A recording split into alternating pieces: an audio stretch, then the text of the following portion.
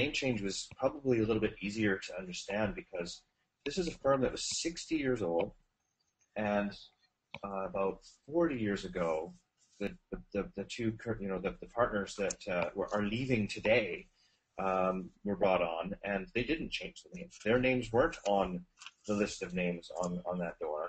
And so the new guys, two young guys that are taking over the firm and taking it into the future today already see that the work that they are doing now, their ideas, their attitude, their processes, all of these things, they're not represented by any of the names, and the acronym of those names isn't really evocative of anything that they stand for. It's not really communicating anything for them.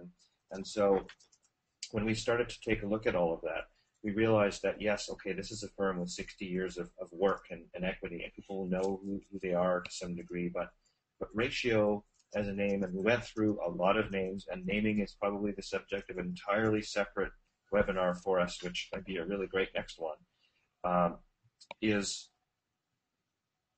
that the name fits with their ideals. The name fits with how they see themselves. And maybe the name's a little bit uncomfortable at first, but I can tell you it's been about 6 months, and the name is fitting like a glove.